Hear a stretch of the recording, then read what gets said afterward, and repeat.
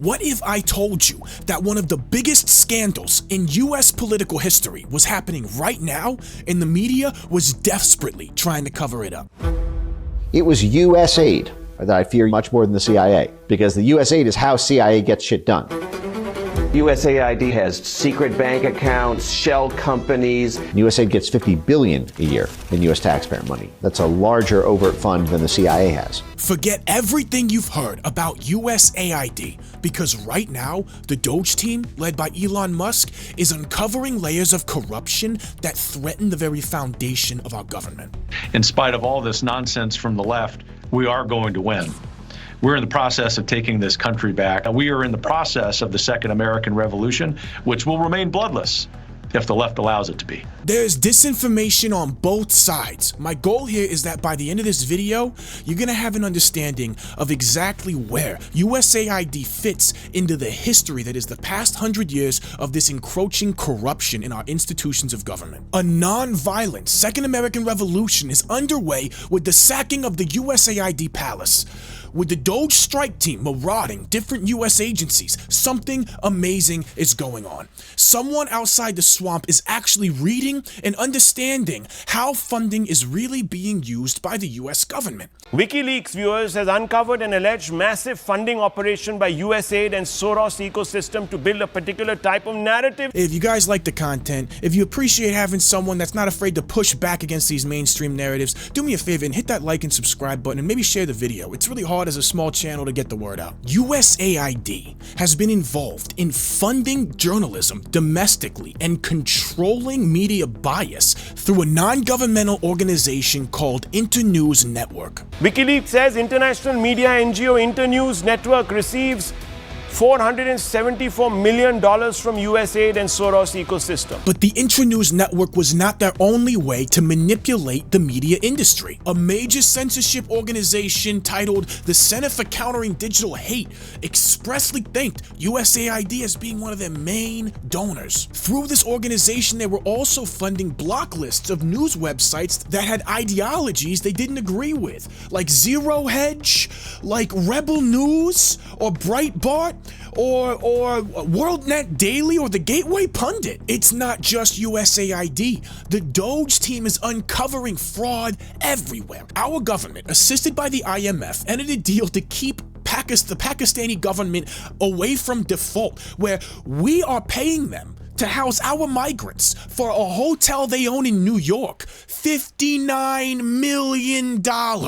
You mean to tell me that FEMA couldn't help the people of North Carolina because they apparently ran out of money, but they got all kinds of money to give the Pakistani government to house illegal migrants in a hotel in New York? And I'm supposed to be upset at Elon Musk. You guys remember a lawyer named Norm Eisen 2 videos ago when we were discussing the clearance being revoked and we were going over the people? He was one of the last names we went over. He is a partisan hack Democrat lawyer that they have used all over the place, from the January 6 investigations and bringing lawsuits against the government to try to keep FBI members that were involved in the January 6 hoax anonymous. Well, he's been bragging about convincing judges to try to block the DOGE audit. I won orders last week, the very first case locking Mr. Musk out of the Treasury Department. He has no right to look at that data. When in reality, the department that we're all colloquially calling DOGE has existed since the Obama era and was designed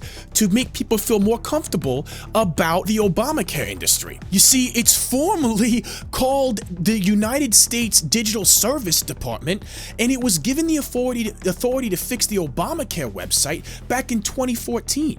You see, the entire department was given a mandate due to how the Obamacare website failed on launch to digitize systems and make the back end way more efficient and save the government institutional money and save on overhead operating expenses. When Trump wasn't even in office, the USDS was proudly showcasing their initiative to create vaccine finder tools, conduct research on how to improve the Social Security Administration's website, help create a plain language way for veterans to update their their discharge status, and simplify veteran services on va.gov, so they were already streamlining things and reducing backhead overhead costs. All Trump did is task the USDS with a software modernization initiative that simply expanded its role from the agencies it was currently focusing on at that moment to do the same thing in a more broad sense. The crazy thing is, according to the Treasury Secretary himself, the DOGE team isn't even accessing those files. They are working with Treasury employees who are accessing the files for them. I'm here with US Treasury Secretary Scott Bessent in Washington. Mr. Secretary, thank you for joining me. Hello, good to see you. Mr. Secretary, we are inside the cash room at the Treasury Department. It is almost impossible to overstate how important the work that is done in this building is to the U.S. financial system. Yet right now, there is widespread concern about the DOGE team's access to sensitive payment systems. Are you worried at all that that access and that tinkering of the payment systems could affect the Treasuries market or cause any disruption? Good. Well, Saleha, thank you for asking me about that, because there's a lot of misinformation out there. First of all, when you say the DOGE team, these are Treasury employees. It is 2 Treasury employees, one of whom I personally interviewed in his final round. There is no tinkering with the system. They are on read-only. They are looking. They can make no changes.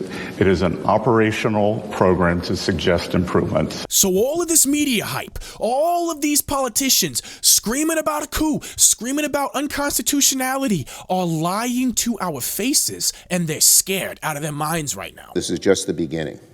If DOGE attacks USAID today, then you can be sure they'll move on to another target tomorrow. Who knows?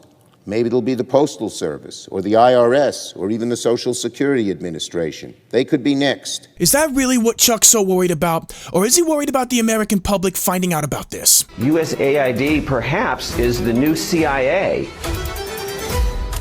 Have we ever tried to meddle in other countries' elections? Oh, probably.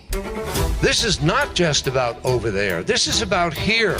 They have a process, a system by which they destroy other nations, and they use that same process and system in order to destroy the United States. It's a plot against our own people. America, what if I told you that the United States government was acting like the world's Gestapo, using organizations like USAID under the pretense of humanitarian aid to topple governments, install politicians, and orchestrate regime changes in third world countries? I disagree with that as somebody who has helped plan coup d'etat. Yeah. Not here, but, other places. These are places that are practically entirely run at this point by the CIA and the U.S. State Department, which is, of course, a CIA front. USAID provides most of the money. This isn't a giveaway. The State Department provides the policy vision. This makes a difference to people's perception of us.